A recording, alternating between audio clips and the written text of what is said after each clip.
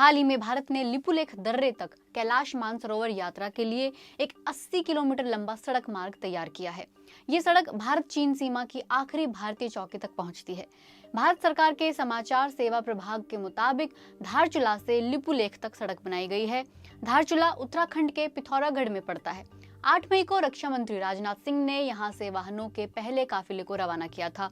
उसी दिन उन्होंने ट्वीट किया था कि लिपुलेख रास्ते से कैलाश मानसरोवर के लिए 90 किलोमीटर का काफी ऊंचा ट्रैक है और बुजुर्ग यात्रियों को काफी परेशानी होती थी। अब ये यात्रा वाहनों के जरिए हो पाएगी। लेकिन नेपाल को इसमें क्या आपत्ति है? नेपाल दावा कर रहा है कि लिपुलेख दर्रा उसका इलाका है। इसे लेकर नेपाल ने भारत को 1816 की सुगौली संधि भी याद दिलाई है। नेपाल का कहना है कि सुगौली संधि में भारत के साथ नेपाल की पश्चिमी सीमा तय की गई थी, जिसके तहत काली नदी के पूरब का इलाका यानी लिम्पियाधुरा, काला पानी और लिपुलेख नेपाल के क्षेत्र हैं। 9 मई को नेपाल के विदेश मंत्रालय ने एक आधिकारिक बयान जारी किया कि भारत की एक तरफा कार्रवाई दोनों देशों के बीच सीमा विवाद को बातचीत के जरिए सुलझाने को लेकर बनी सहमति के खिलाफ है। लेकिन भारत कह रहा है कि उसने अपने क्षेत्र में ही सड़क बनाई है। भारत के विदेश मंत्रालय ने जवाब दिया कि नेपाल और भारत के बीच सीमा विवाद को हल करने के लिए एक व्यवस्था थी और विवाद को कूटनीति के माध्यम से हल किया जाना चाहिए। कोरोना वायरस की महामारी खत्म होने के बाद दोनों देशों के सचिव स्तर के अधिकारियों की बैठक होगी और इसमें समस्या का हल निकल जाएगा।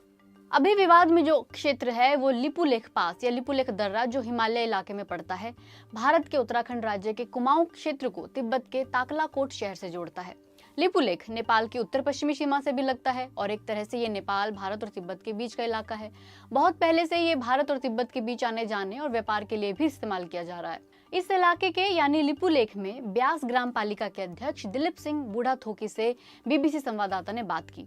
उन्होंने बताया कि नेपाल सरकार ने इस सड़क निर्माण को रोकने के लिए कोई पहल नहीं की।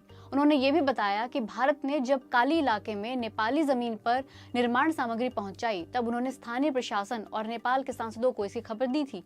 दिलीप सिंह के मुताबिक भारत ने 6-7 साल पहले इस सड़क का निर्माण शुरू किया था, लेकिन नेपाल के विदेश मामलों के मंत्री प्रदीप कुमार ग्यावली ने 10 मई को संसद में कहा था कि नेपाल सरकार को पहले से ही पता था कि भारत सड़क का निर्माण कर रहा है और इसे रोकने के लिए भारत को बार-बार चिट्ठी भी लिखी गई थी। इसके अलावा लिपुलेख दर्रे से लगे और रणनीतिक दृष्टि से महत्वपूर्ण काला पानी के इलाके पर नेपाल अपना दावा करता है। हालांकि साल 1962 के भारत चीन युद्ध के बाद से ही काला पानी में भारतीय सैनिक तैनात हैं।